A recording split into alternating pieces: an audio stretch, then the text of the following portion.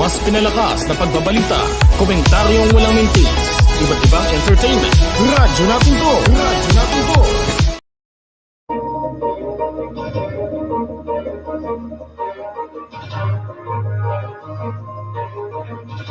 The NBI says Sheila Go is Chinese citizen Shang Mier.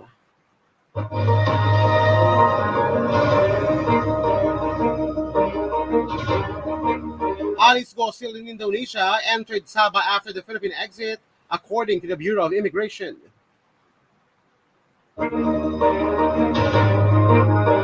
Not harsh, Estrada defense approach to Sandro Mulak sexual harassment case.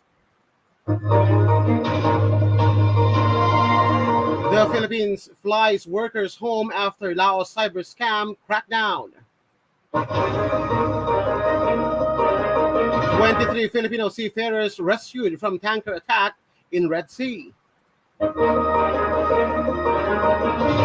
Sandiganbayan reverses decision on Jinggoy Estrada's bribery case. Harry Roque cited in contempt for lying and skipping House Squad committee hearing. And motorists without RFIDs, sufficient toll load to be fined starting August 31.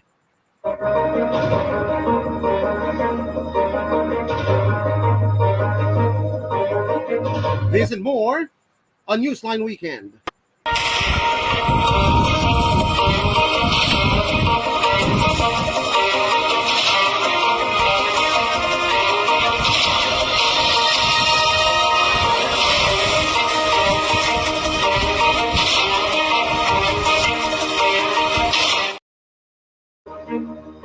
Good morning, I'm Raymond Kaibigan. Newsline Weekend begins right now. And for those of you watching on Facebook and on YouTube, glad you could join us.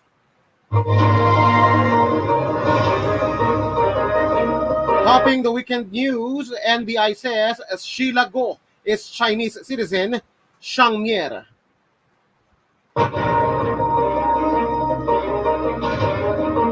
The fingerprint analysis of the National Bureau of Investigation showed that Sheila Go, the supposed sister of dismissed Bamban Mayor Alice Go, and Chinese national Shang Mier are one person, Director Jaime Santiago said on Friday.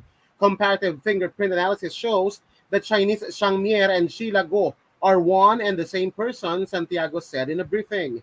We can conclude na si Sheila Go na nasa amin ngayon ay isang Chinese.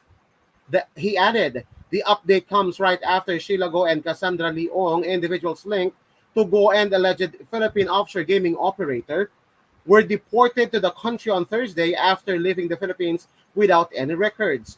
Both were immediately placed under the watch of the NBI after their interception in Indonesia.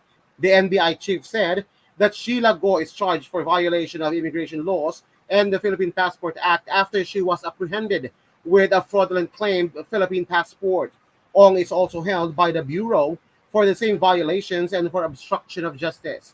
In the same briefing, Bureau of Immigration Commissioner Norman Tansingco said Sheila Go was in possession of her Chinese passport when she was detained in Indonesia.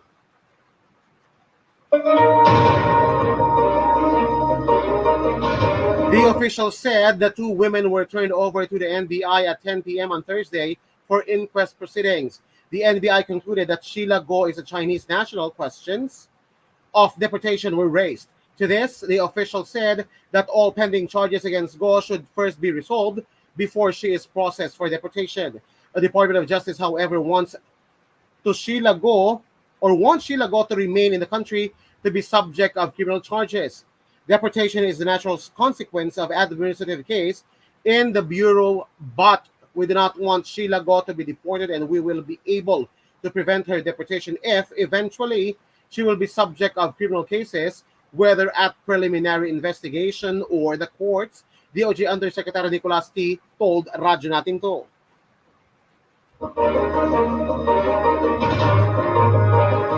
He said Sheila Go is one of the potential respondents for a money laundering case. He said this is enough ground to keep her in the country after the BI proceedings. Amid the 4-day-long weekend beginning Friday, Santiago said the NBI will be filing cases against both women next Tuesday, August 27.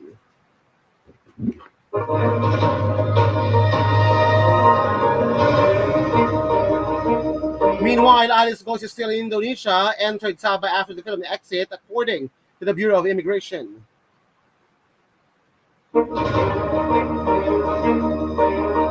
Alice Go and her brother Wesley Go are still hiding in Indonesia, the Bureau of Immigration said on Friday, as their other companions have been apprehended by Indonesian authorities. BI added that Sabah Island was Go's entry point to Malaysia after the dismissed Bamban mayor undetected escape from the Philippines. Speaking at Radyo Natin To, the BI spokesperson Dana Sandoval said Go and her brother are still on the run, but their Indonesian counterparts have assured that they are moving towards locating both individuals. So far, there's no recorded attempts to travel outside of Indonesia, Sandoval told Radyo Natin To. The official also said that the government does not expect Go and her accomplices to attempt to travel back to China as online gambling is banned in the East Asian country. Cassandra Leong and Sheila Go, two key individuals linked to Go and the alleged Philippine offshore gaming operator Pogo Primes in Central Luzon, were intercepted in Indonesia this week.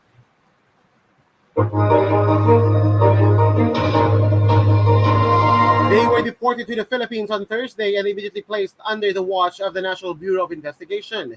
Sheila, sister of Alice Go, was arrested for immigration violations, while Ong was held for obstruction of justice and violation of the Passport Act. An NBI document earlier showed that Go left the Philippines for Malaysia on July 18 and flew to Singapore on July 22. The BI said she then traveled to Indonesia on August 18. Sandoval said they are still verifying the exact location from where Go and her cohorts left the country without any government records.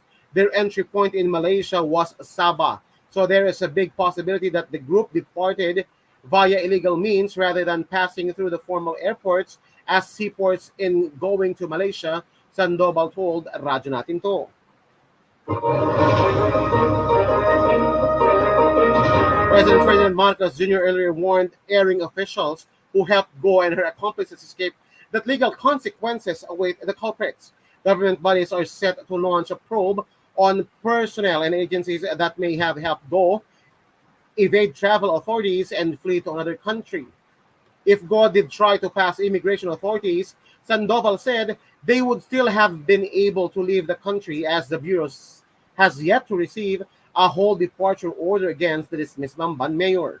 Up until now, Alice still does not have a whole departure order. What she has is a lookout order bulletin issued by the Department of Justice, the Bureau of Immigration officials said. Sandoval said the lookout order only requires authorities to check for pending arrest warrants and monitor itineraries of the subjects by gathering all information about the individual's travel intentions.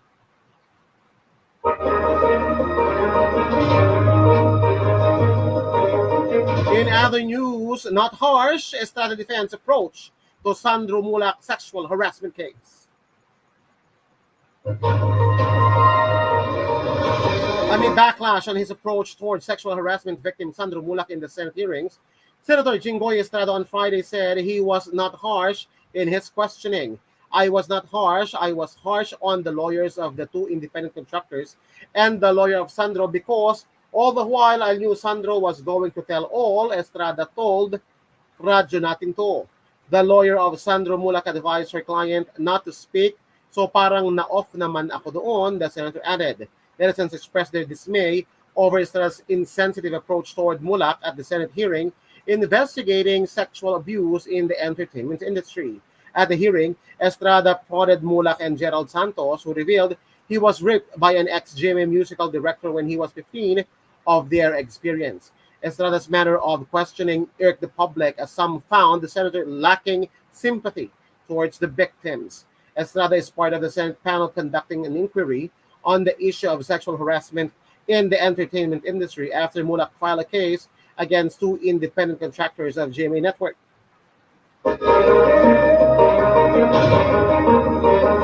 The senator said the committee aims to later on come up with a piece of legislation or an amendment proposal to refine current laws on sexual abuse in the industry. In other news, the Philippines flies workers home after Laos cyber scam crackdown.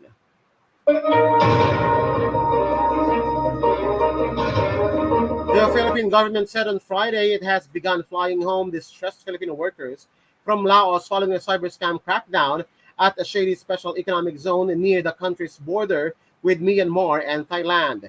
The Laotian press said 771 people from other countries were arrested on August 12 at the Golden Triangle Special Economic Zone in Bokeo Province, which has emerged as a suspected hub for illegal activity in recent years.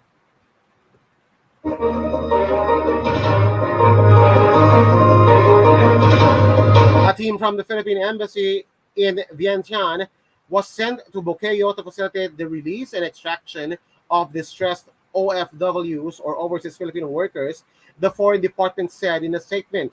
So far, we have responded to 129 requests for assistance and already repatriated 7 Filipinos today, it said, adding it plans to fly home 75 others. The team stands ready to assist Filipinos who may still be remaining in the Golden Triangle and will continue to work with Lao authorities to ensure their safety, the department added. A Foreign Department spokesperson did not immediately respond to AFP's request for details. The Laotian press said those arrested in the crackdown were mostly from Laos, Myanmar, and China, and were later handed over to their respective embassies. They also reportedly included people from Burundi, Colombia, Ethiopia, Georgia, Indonesia, India, Mozambique, Tunisia, and the Philippines, Uganda, and Vietnam. The sprawling economic zone hosts a number of Chinese-owned casinos and hotels.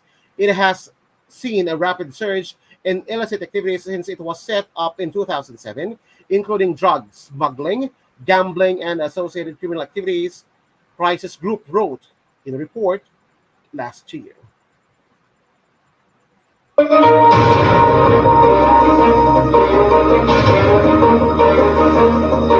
There's still news in the overseas. 23 Filipino seafarers rescued from tanker attack in the Red Sea.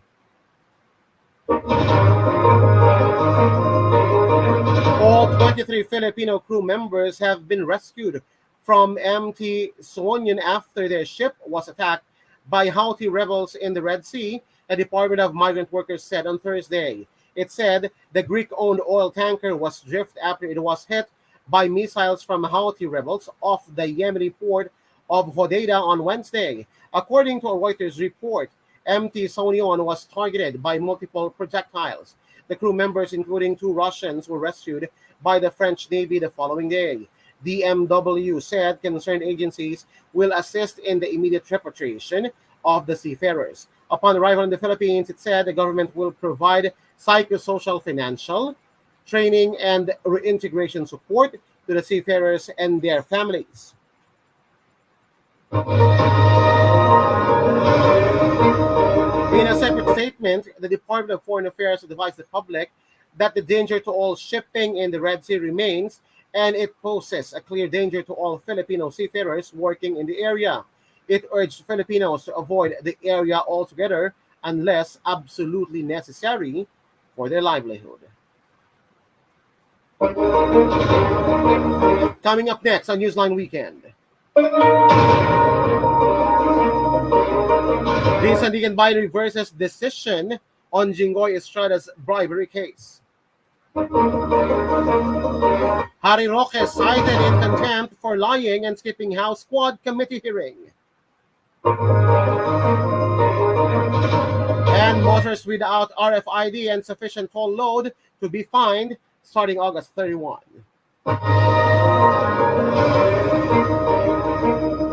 More news coming your way when Newsline Weekend returns. Keep it here on Radyo Natin To Online.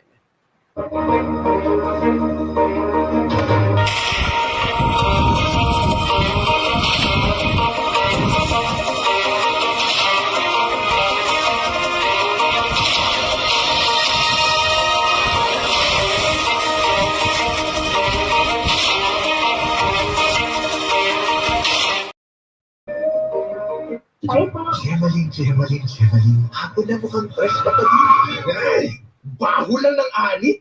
Mabahong anit? Mag-new Head and Shoulders every day para kahit malapit, fresh ang anit. Gemaline, mag-refresh ka na sa hapon man o sa malapitan. New Head and Shoulders for 100% dandruff-free hair. No visible flakes with regular use. Hello, Washi! Laundry day na naman! Yay! Anong meron? Mancha ng chocolate! Oh. May libag pa! Kaya natin yan! With Pride Washing Machine Detergent, may triple stain-away formula. Tanggalang makapit, madikit, at madupit na tunog mancha. Kaya easy-easy ang labada. Mula noon, hanggang ngayon! All you need is pride. All you need is pride. ACS! Guide everyone. Iwan ang distraction. Magic ang dahilan. Mag-focus sa moments with pride. Sarap ng sama-samang may plato. Dala ng Coca-Cola. Tawanan at kwento. Walang maiiwan. Sa bonding, buhos lang ang puso. Coca-Cola at yanin. Guide everyone. Everyday sa bahay, daming activities. Kaya breakfast pa lang, give them champion energy. Milo breakfast every day. Milo breakfast every day. Help jumpstart your day with a balanced diet, healthy lifestyle, and an energized, nutritious breakfast with Milo. May winning combination of milk, champion energy nutrients, at choco multi-sarap. Milo breakfast every day. Milo breakfast every day. Healthy jam, start your day. Milo every day. Ma, Isa, dalawa, tatlo. sinong mananalo? Apat, lima, anim. Fix na natin. Vicks Vapor Rub, nagbibigay ginhawa mula sa 6 na sintomas ng sipon. Wala siya mabuti ng pakiramdam. Vicks Vapor Rub is available in Pure Gold stores nationwide. Visit your nearest branch now. I-Vicks na natin. Mabuti ng pakiramdam. Camphor Plus Menthol Plus Eucalyptus Oil is the generic name of Vicks Vapor Rub. If symptoms persist, consult your doctor. Everyone, everything starts from the home. Stay at home, work from home, school from home. Buti na lang, lagi namin kasama ang sarap na at home sa aking pamilya. Gardenia. Dahil ang gardenia bread, laging masarap, mabango, malambot, masustansya, at freshly baked every day. Kaya kami mag-anak, ngayong stay at home, laging may gardenia sa bahay. Tara, let's bagets! Gardenia time! Gardenia, laging kasama.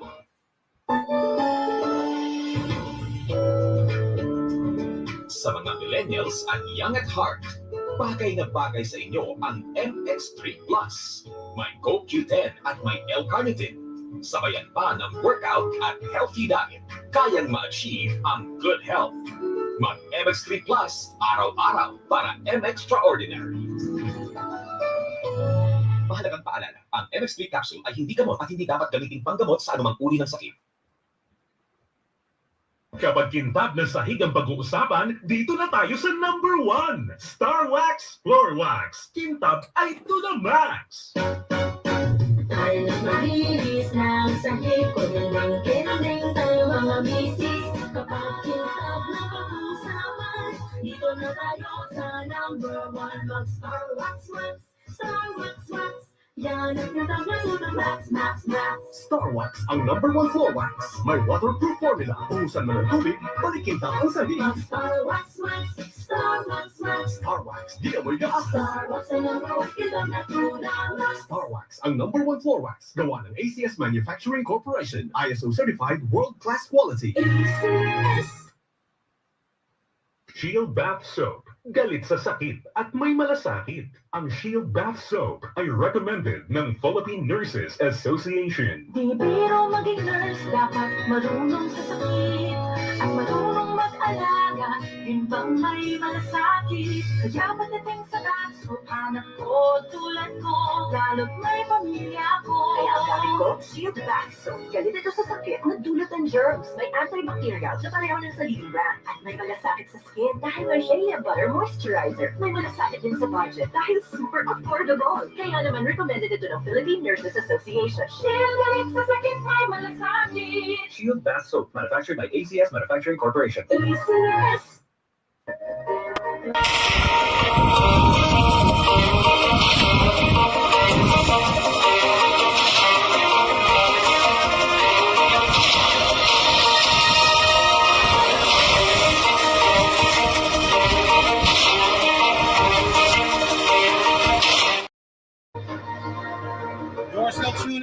radyo natin to, Newsline Weekend. I'm Raymond Kaibigan.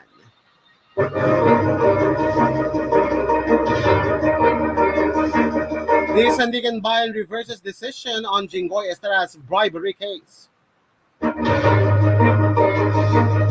anti-graft court grants Senate President pro tempore Jinggoy Estrada's request to reverse a decision convicting him for 1 count of bribery and 2 counts of indirect bribery relating to the pork barrel scam. In a resolution released on Thursday, the Sandigan Bayan Special 5th Division acquitted Estrada and reversed his conviction for bribery cases relating to the senator allegedly receiving bribe money from accused pork barrel scam mastermind Janet Lim Napoles. Since the deposit to Estrada was not proven beyond reasonable doubt, the whole amount of 5 million pesos shall now be attributed to the single instance of direct bribery related to Pauline Labayen without affecting the total amount of bribe money established by the prosecution evidence, the resolution said. Labayen is Estrada's former deputy chief of staff, who the Sandigan Bayan said primarily benefited from the lawmaker's Priority Development Fund or Assistance Fund or PDAF. In response, Estrada said he is deeply relieved of the ruling, which he said reaffirms the innocence he has consistently maintained throughout the ordeal. Early this year, Estrada was also acquitted of plunder from his misuse of the PDAF or pork barrel during his previous stint as a senator.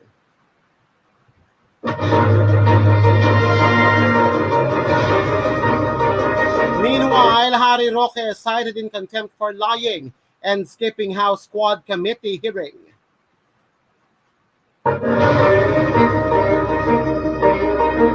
The House Squad Committee cited former presidential spokesperson Harry Roque in contempt after a regional trial court certification proved that he lied to the panel about his hearing schedule. Roque previously asked to be excused from attending the House Mega Panel's first hearing on August 16 due to a hearing he had to attend in the Manila court. During the Quad Committee hearing on Thursday, Kabayan Party List Representative Ron Salo showed a certification from Manila Regional Trial Court clerk stating that Roque did not have any scheduled hearings on August 16. Harry Roque has no hearing on August 16 and did not appear in the Court of Manila. Mr. Chair, I hate to say it, but clearly, Attorney Harry Roque, our former secretary, and my former law professor lied to this committee, and that amounts to disrespect to the members of the committee, which is contemplatable, Salo said. Committee Chairman Representative Ace Barber said, resource persons can be cited in contempt if they are found to act in a disrespectful manner toward any member of the committee or any misbehavior in the presence of the committee. In his defense, Roque said it was an honest mistake as he thought that the hearing was scheduled on August 15, a Thursday. I've also been a member of this chamber. We don't hold hearings on Friday. When I saw the notice of hearing, I assumed that just like the first and the second hearing where I attended, that it would be on a Thursday. And that is true that I had a hearing both in the morning and the afternoon, Roque said.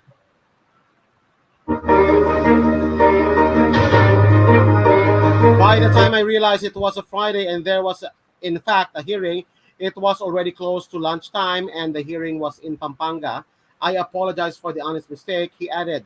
Roque is in the hearing as resource person due to his stint as a lawyer for real estate firm Whirlwind on August 2023 in an ejectment case. Whirlwind was connected to Lucky South 99 as the Pogo firm's landowner. Roque was also hired for Whirlwind by Cassie Leong, who is currently detained by the National Bureau of Investigation after she was detained with Sheila Go, the Smith Bamban Mayor Alice Go's sister, in Indonesia.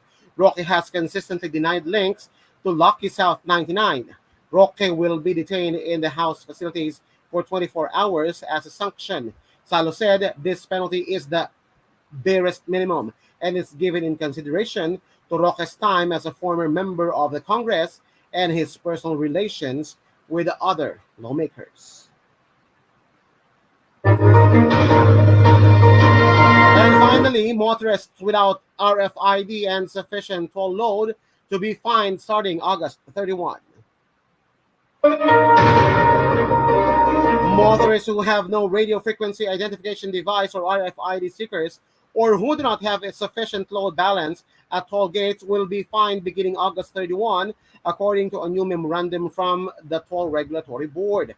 In the joint memorandum, the Department of Transportation and Land Transportation Office required motorists to apply and secure an electronic toll collection device, ETC, affix it to their vehicles and ensure that their accounts have the minimum balance mandatory to pay their toll fees. The TRB likewise ordered expressway operators to place regulatory signs prohibiting vehicles without ETC devices or with insufficient balance from entering or exiting tollways. Penalties for non-compliance include a 1,000 peso fine for the first offense, 2,000 pesos for the second offense, and 5,000 pesos for each subsequent offense if caught without an RFID sticker. Those exiting the toll with insufficient load balance will be penalized with 500 pesos on the first offense, 1,000 on the second offense, and 2,500 on each succeeding offense.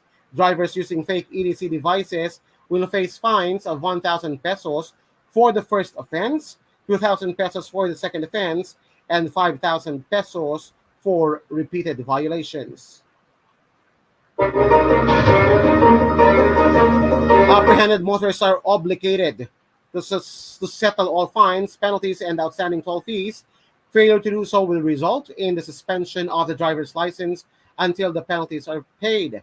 Additionally, if the registered owner or operator of the vehicle does not pay the fines, the vehicle will be flagged in the LTO's system.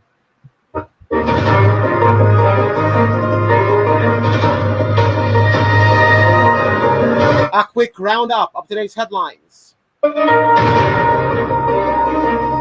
NBI says Sheila Go is Chinese citizen, Xiang Mier. Alice Go is still in Indonesia and entered Sabah after the Philippine exit, according to the Bureau of Immigration. Not harsh, Estrada defense approach to Sandro Mulak's sexual harassment case. The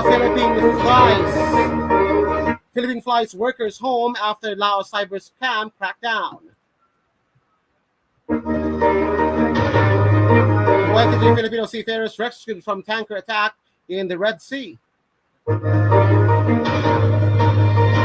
Sandigan Bayan reverses decision on Jinggoy Estrada's bribery case.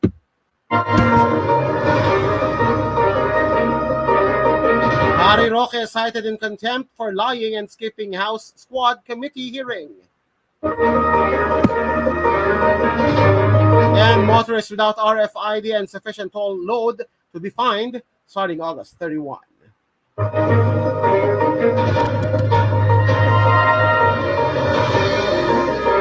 And those are the stories making headlines today, August 24, 2024. For Newsline Weekend, I'm Raymond Kaibigan. Keep it here on Radyo Natin To. Good morning.